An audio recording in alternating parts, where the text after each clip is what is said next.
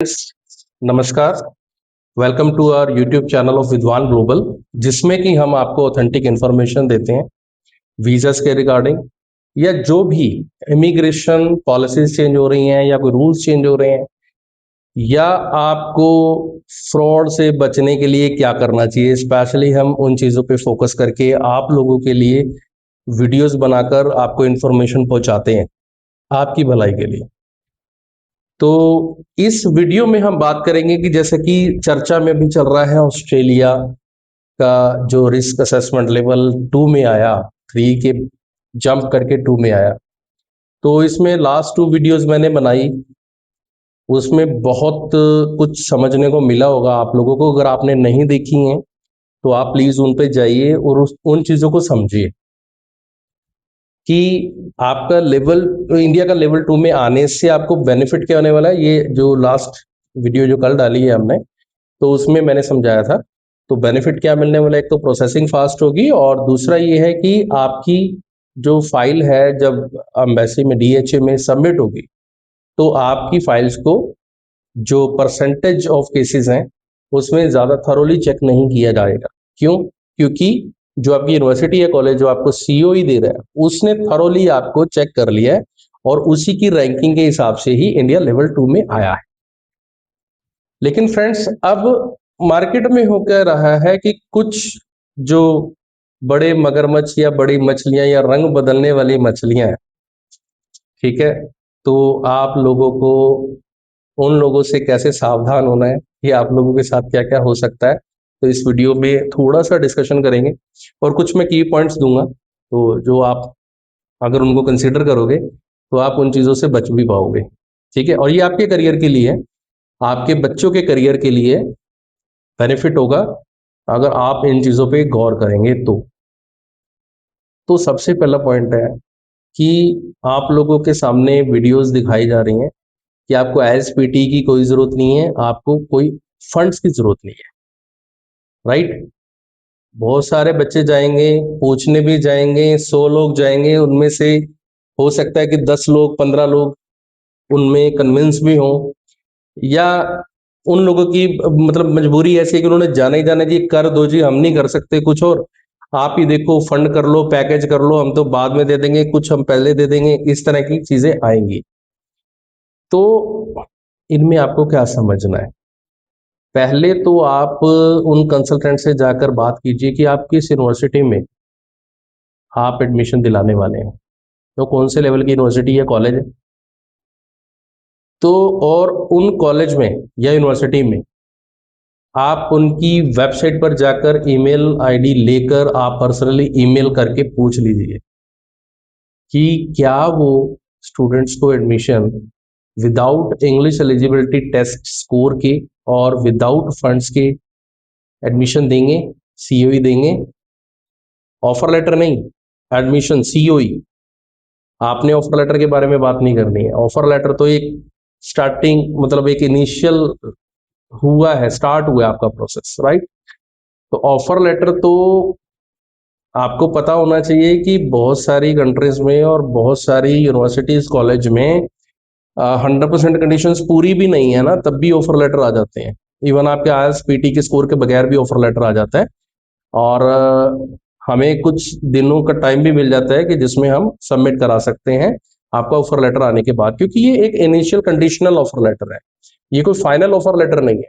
तो आप उस कंसल्टेंट से जाकर पूछिए कि आप हमें यूनिवर्सिटी और कॉलेज बताइए, एज पर हमारी जो पुरानी, जो आपने 12th करी है या ग्रेजुएट हो, आपकी उस स्टडी के रेलिवेंसी में आप कौन सा कोर्स देने वाले हो और कौन सी यूनिवर्सिटी या कॉलेज में देने वाले हो, ये आप जाकर पूछिए।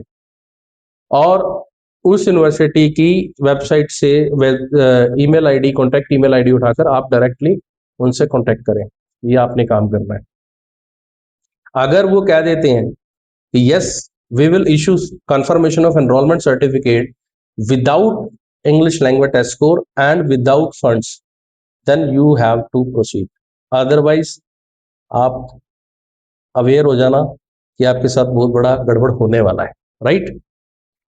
दूसरा काम क्या है, आपको ये भी बोला जाएगा कि जी असी केड़ा कुछ पहले लैन लग गया तुहाडे कोलों, ਤੁਸੀਂ पैकेज करो साढ़े नाल, ਤੁਸੀਂ बस साड़ी रजिस्ट्रेशन कराओ। और बहुत सारे कंसल्टेंट तो ऐसे हैं कि आपको मिलने के लिए भी एक रजिस्ट्रेशन टोकन मनी देना पड़ता है। हमारे जैसे लोगों से मिलने के लिए आपको कुछ नहीं देना होता। और बहुत सारे कंसल्टेंट हैं जो जेन्युइनली काम कर रहे हैं, वो कुछ लेते भी नहीं है। आप उनसे कंसल्टेशन लेने जा रहे हैं, वो कुछ नहीं लेते। लेकिन कुछ ऐसे भी हैं जिनसे मिलने के लिए आपको हैंडशेक करने के लिए भी फीस देनी पड़ती, राइट? तो आप उनको फीस भी दोगे, आप मिलोगे, वो कहेंगे कि आप पैकेज करो, सब कुछ हम करेंगे। आपको ऑफर लेटर ला के देंगे, आपके जीएस रिक्वायरमेंट को क्लियर करके देंगे, सीओई आएगा, फीस हम भरेंगे। आपने पैकेज करना है। आप उनसे पूछो कि पैकेज में क्या क्या है और क्या क्या नहीं है। और पैकेज में वो कहेंगे कि आपकी एम्बेसी फीस प्लस अदर जो छोटे मोटे एक्सपेंसेस हैं, लाइक आपने मेडिकल कराना है या आपके कोई पेपर्स नोटराइज होने हैं या कुछ है, तो वो एक्सपेंसेस आपको पे करने हैं। वो कितने करने हैं आप लिस्ट डाउन करवाइए मुझसे कि आपने क्या क्या करना है, ठीक है? और बाकी जो कह रहे हैं कि पैकेज में आफ्टर वीजा या कुछ जो पेमेंट लेनी है उन्होंने, आप वो पूछ लीजिए। और उनमें से एक चीज और पूछिए उनसे कि सर मेरे को ये बताओ कि कौन सा कोर्स होगा, कौन सी यूनिवर्सिटी कॉलेज होगा। और जो पहला पॉइंट मैंने बोला कि आपने यूनिवर्सिटी में ईमेल करके तो पूछना ही है। और उसके बाद अगर है सच, अभी तक तो है नहीं है, बट अगर कोई है आएगा अगर, तो कि कोई यूनिवर्सिटी या कॉलेज आपको दे दे कि यस हम तो विदाउट इंग्लिश टेस्ट स्कोर के और विदाउट फंड के ले लेंगे, ठीक है, तो आप फिर आगे प्रोसीड करोगे ही करोगे, है ना? तो आप उनसे पैकेज के लिए जब जाओगे तो उनसे फिर ये पूछना कि जी कौन से कोर्स में डाल रहे हो, कितनी फीस है। तो आप ये देख लेना कि कितना एक्स्ट्रा पैसा दिया जा रहा है ना? आपको कितना एक्स्ट्रा पैसा देना पड़ेगा, तो ये भी एक पैकेज का पूछ लेना, है ना? कि आपका नुकसान हो रहा है या नहीं हो रहा है, ये फिर आपको कैलकुलेशन करनी है कि आपका नुकसान हो रहा है क्या नहीं। यहाँ पर थोड़ा सा मैं इस बात को रोक के थोड़ा सा आपको एक सही रास्ते पर लेके जाने की कोशिश कर रहा हूं कि अगर हम मर्सिडीज कार में नहीं बैठ सकते ना, तो हमें ये नहीं है कि मारुति की स्विफ्ट कार में जाना ही नहीं है, राइट? कहने का मतलब है अगर हमारी एलिजिबिलिटी मर्सिडीज कार खरीदने की या बैठने की नहीं है, तो इसका मतलब ये नहीं है कि वी आर जस्ट नथिंग और हम एक जगह से दूसरी जगह पर जाने के लिए और कोई साधन परचेज नहीं कर सकते या हायर नहीं कर सकते। तो ऐसे ही वीजा में है, अगर आप किसी एक कंट्री की एलिजिबिलिटी को फुलफिल नहीं कर पा रहे हो, तो ये मत सोचो कि आपकी लाइफ खत्म हो गई है, you don't have any other kind of options for your career. आपके पास बहुत सारे ऑप्शंस होते हैं, आप उन पे ध्यान दीजिए, राइट? अब पॉइंट पे आते हैं जो हमारी वीडियो का चल रहा था कि दो पॉइंट आपके साथ क्लियर हो गए कि एक तो आपका जो आपने क्या करना है कि विदाउट वाले के लिए अपने कॉलेज या यूनिवर्सिटी में ईमेल करनी है, दूसरा कि पैकेज में उनसे क्लियर करना है कि क्या क्या होगा। तीसरा एक बहुत ज्यादा चल रहा है, आप लोग देख रहे होंगे कि नो ओल्ड फंड। आपको कोई ओल्ड फंड देने की रिक्वायरमेंट नहीं है। अब आप देखिए, पहले तो अपने आसपास के केसेस देखना, कोई आपकी जानकारी में, रिश्तेदारी में जिन्होंने कोई ओल्ड फंड लगाए नहीं और उनको ऑस्ट्रेलिया का स्टूडेंट वीजा आया हो, आप देखना। आप पहले देखना फिर यकीन करना कि ऐसा हुआ है क्या। बहुत सारे लोग बोल रहे हैं, और लेकिन उसके पीछे का लॉजिक समझना है। ये पहली बात तो होता है क्या नहीं, और लॉजिक भी समझना है। देखो, हम ऑस्ट्रेलिया की अगर बात कर रहे हैं तो ऑस्ट्रेलिया का जो स्टूडेंट वीजा का प्रोसेस है, it takes normally 3 to 4 months, इतना लगता है। तो जब ओल्ड फंड की बात आ रही है ना, तो वो ये आ रही है कि अगर आज आपकी सेविंग्स अकाउंट्स में या आपके पास कोई फिक्स डिपॉजिट्स नहीं है, तो भी आप प्रोसेस शुरू करा सकते हो। आपका ऑफर लेटर आ जाएगा, है ना? और वो नॉर्मली आपको वीडियो में ये बोला जा रहा है कि विदाउट ओल्ड फंड आप कॉलेज में एडमिशन ले सकते हैं या ऑफर लेटर रिसीव कर सकते हैं। आपको ये नहीं कहा जा रहा है कि सीओई मिल जाएगी या वीजा फाइल हो जाएगा। आप ये जो वर्ड्स में बोल रहा हूं ना, इस पे ध्यान देना। आपको अगर कोई कंसल्टेंट कह रहा है विदाउट ओल्ड फंड आप वीजा आ जाएगा, या कोई कह रहा है कि आपको without old fund COE letter आ जाएगा, और एक तीसरा क्या बोल रहे हैं, विदाउट ओल्ड फंड आपको ऑफर लेटर मिल जाएगा या एडमिशन मिल जाएगा। तो ये 3-4 लाइंस बोलनी है, इसमें डिफरेंस है, गौर करना। अगर आपको कोई कहता है कि ओल्ड फंड के बगैर मैं सारा काम करवा दूंगा, तो कहते ठीक है जी, हम फंड, आपने क्या कहना है, हम फंड तब डालेंगे जब आप वीजा फाइल करोगे, उससे पहले आप सीओई लेके दिखाओ, ठीक है। तो ये चीजों को आपने समझना, अट्रैक्ट होने के लिए कुछ वर्ड्स बोल के ही बंदा अट्रैक्ट करता है, लेकिन आप उसकी जेन्युइन चीज में जाओ, लॉजिक में जाओ कि पीछे होता क्या है। होता ये है फ्रेंड्स, सपोज मेरे पास आप लोग आए, आपके अकाउंट में 1-2 लाख रुपए पड़े हैं, मेरे को पता है कि अब स्टूडेंट का जैन फैब इनटेक में डालना है और उसको मैं डेफर भी कर सकता हूं। तो नॉर्मली क्या होता है कि मैंने जैन फैब इनटेक का ऑफर लेटर मंगवाया, क्योंकि ऑफर लेटर के लिए आपके कोई ओल्ड फंड तो चाहिए नहीं, फंड तो डालने ही नहीं होते, हमें सिर्फ एकेडमिक चाहिए, आपके आईडी प्रूफ चाहिए, कहीं पर लेटर ऑफ रिकमेंडेशन चाहिए होते हैं, ये चीजें चाहिए। ये चीजें डाल के ऑफर लेटर आ गया, कंडीशंस पूरी हुई, आपका इंग्लिश टेस्ट स्कोर या वगैरह जो भी रिक्वायरमेंट्स है वो पूरी करी और वो आ गया। उसमें कोई हमने फंड्स नहीं दिखाने होते, कोई आईटीआर नहीं दिखानी होती, कोई सोर्सेज ऑफ इनकम नहीं दिखाने होते, ना कोई आपकी ये डिटेल देनी होती है कि स्पॉन्सर्स कितने डाल रहे, कुछ नहीं देना होता। ऑफर लेटर आ गया, ऑफर लेटर आने के बाद मतलब आपकी बल्ले बल्ले हो जाएगी आपके माइंड में, यस मेरा तो काम हो गया। हुआ नहीं है, अभी कुछ भी नहीं हुआ है। ये तो आप ये समझो कि आप 100 मीटर की रेस में ना, अभी ये स्टार्टिंग पॉइंट पे जाकर अपनी पोजीशन ही ली है, अभी स्टार्ट नहीं हुई है रेस, अभी पोजीशन ली है, उसके बाद काम शुरू होना है। अब होगा क्या कि उस टाइम आपको बोला जाएगा कि आप फंड डलवाना शुरू करो या पर्सनल लोन ले लो, या आप हमारे फाइनेंसर्स हैं, हमारे फाइनेंसर्स आपको हम डाल देंगे फंड, और फंड्स डालने के नाम पे आपसे 2-3 लाख रुपए लिए जाएंगे, क्योंकि फंड्स में हाँ जी 40 लाख शो करने हैं, 35 लाख शो करने हैं, आपके पास है नहीं है, तो आपसे 3-4 लाख रुपए, 2 लाख रुपए ऐसे लिए जाएंगे, लेते ही होंगे मार्केट में, है ना। तो वो आपसे पहले लिए जाएंगे, आपका अकाउंट खुलवाया जाता है या कुछ होता है, तो ये चीजों का आपने देखना है कि आपके साथ कुछ गड़बड़ तो नहीं होने जा रहा है। तो मैं ये कहता हूं कि अगर आपका ये जो विदाउट ओल्ड फंड वाला काम करना है, तो आपके पास सफिशिएंट टाइम होता है, क्योंकि ये प्रोसेस में मैंने बताया ना 3 to 4 मंथ्स तो मिनिमम है, अदरवाइज तो 6 मंथ 7 मंथ्स भी लगते हैं। स्टूडेंट वीजा की फाइलिंग तक करने में भी 7 मंथ्स लग जाते हैं। कई बार क्या होता है कि आपका सपोज करो अभी अक्टूबर चल रहा है, जैन फेब इनटेक के लिए हमने ऑफर लेटर लिया, तो अभी जीएस रिक्वायरमेंट क्लियर करने में ही 3-4 महीने लग जाते हैं, फिर वो जो ऑफर लेटर होता है जैन फेब वाला, उसको डेफर कराना पड़ता है मई जून वाले। तो जब डेफरमेंट हो गई तो हमारे पास टाइम मिल गया। इवन जीएस के लिए भी आपकी लिंगर ऑन चलता रहता है, ठीक है जी आगे करना पड़ेगा, आगे करना पड़ेगा। वो क्यों करना पड़ेगा? क्योंकि आपके जो फंड्स हैं, आपके जो फाइनेंशियल्स हैं, वो उसको हम स्मूथ कर सकें। तो आपके पास तो सफिशिएंट टाइम है, you can do it on your own, कि आप अपने, अगर ओल्ड फंड नहीं है, थोड़ा बहुत है, 2-4-5 लाख रुपए है, या आपके थोड़ी बहुत एफडीज पड़ी हैं, तो then you can manage all the funds into your account या योर स्पॉन्सर्स अकाउंट। तो आप उसमें डलवाओ, धीरे धीरे करके डलवा लो, एक प्लान बना लो। प्लस आपकी आईटीआर तो लगनी ही लगनी है इनकम प्रूफ के लिए, है ना। तो उन आईटीआर के बेसिस पे आपका कोई एजुकेशन लोन हो सकता है बच्चे के नाम पे ऑफर लेटर के बेसिस पे, या आप कोई पर्सनल लोन लेकर भी आप ऐसा काम कर सकते हो कि आपके पास फंड नहीं है, पर्सनल लोन लेकर आपने ले लिया। क्योंकि जब एकदम हम फंड डालते हैं तो उसका सपोर्टिंग डॉक्यूमेंट देना पड़ता है।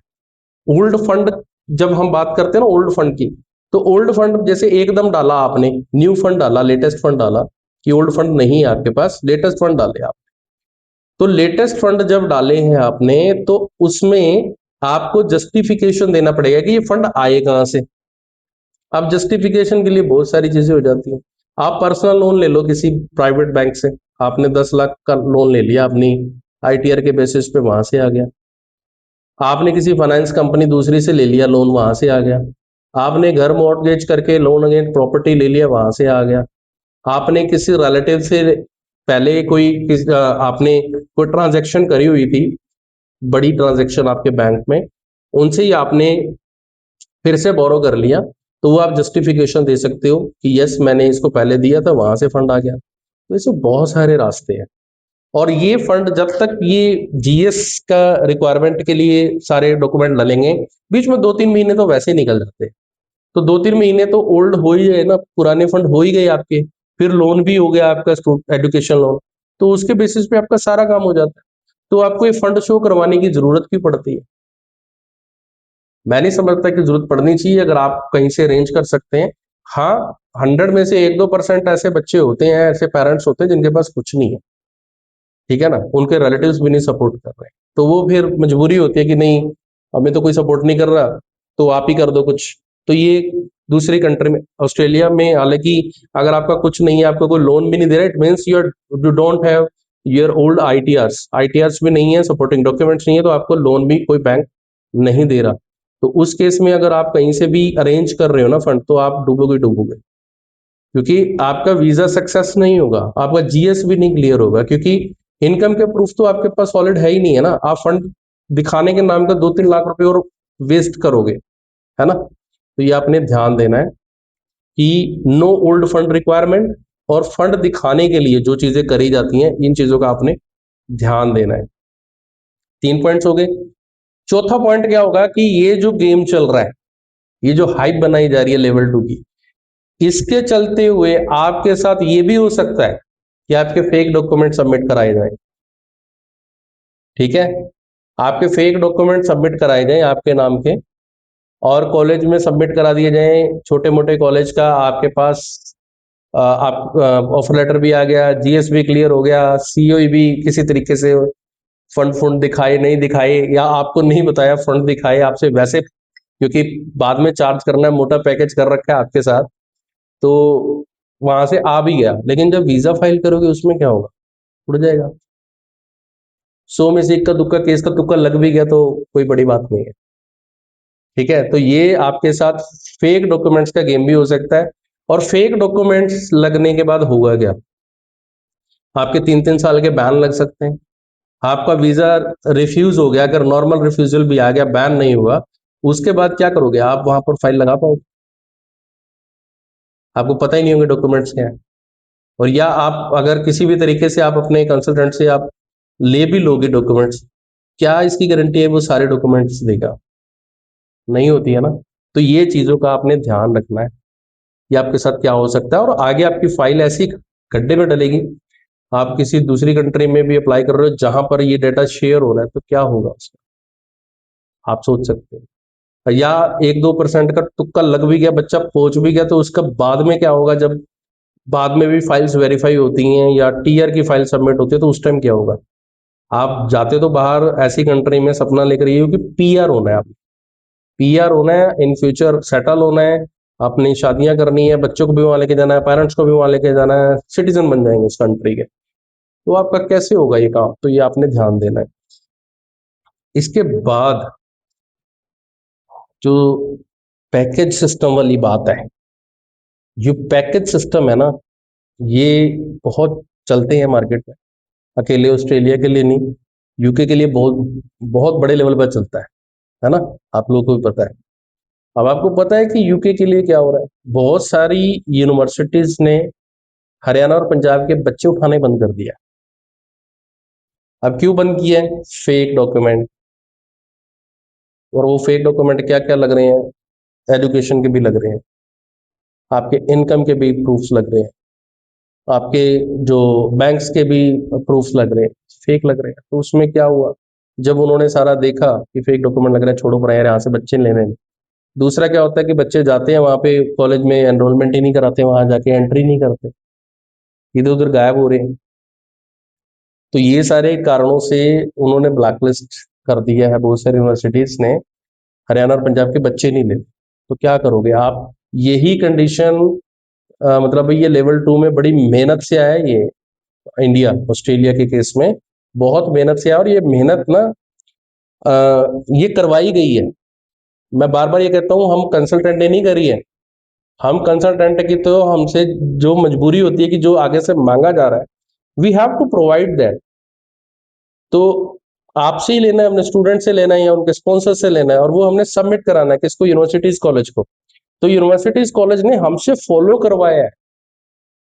और ये जो स्टिकनेस थी ये जो गाइडलाइन का स्ट्रिक्टली फॉलो करवाया गया है यूनिवर्सिटीज के द्वारा, बहुत ही अप्रिशिएबल है। लेकिन अब इस चीज को गड़बड़ तरीके से ना हो जाए ये सारा, कि दोबारा से 6 महीने बाद फिर लेवल 3 में आ जाए, और ऐसा भी ना हो जाए कि कोई पर्टिकुलर स्टेट, आप समझ रहे हो मैं क्या कहना चाह रहा हूँ, कि पर्टिकुलर स्टेट ही पूरी ब्लैक लिस्ट की तरफ चली जाए। और पीछे बहुत बार हुआ है, पीछे ऑस्ट्रेलिया की तरफ से बहुत बार हुआ है। आप लोगों ने भी बहुत न्यूज सुनी होंगी, 1-2 साल पहले सुन लेना, आप यूट्यूब के उठा के देख लेना, न्यूज देख लेना, कि बहुत सारी यूनिवर्सिटीज ने हरियाणा, पंजाब, गुजरात वालों को ब्लैक लिस्ट कर दिया जी।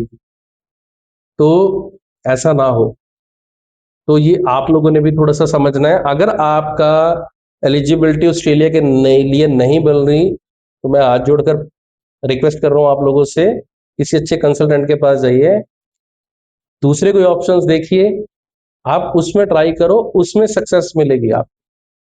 और ये नहीं है कि ऑस्ट्रेलिया है तो ऑस्ट्रेलिया ही एक ऐसी कंट्री है कि इसके अलावा कोई ऑप्शन ही नहीं बचता है। बहुत सारे ऑप्शन है, न्यूजीलैंड ऑप्शन है, जर्मनी ऑप्शन है, कनाडा तो लोग अभी जाना पसंद नहीं कर रहे कि वहां पे इन्फ्लेशन बहुत ज्यादा हाई है, काम नहीं मिल रहा है। लेकिन न्यूजीलैंड में, जर्मनी ठीक ऑप्शन है। यूरोपियन कंट्री में दूसरी जगह स्टडी के ऑप्शंस हैं, वहां पर आप जा सकते हो, स्पेन जा सकते हो, इटली जा सकते हो, माल्टा जा सकते हो, ऐसी कंट्रीज में भी ऑप्शंस है आपके पास। ठीक है।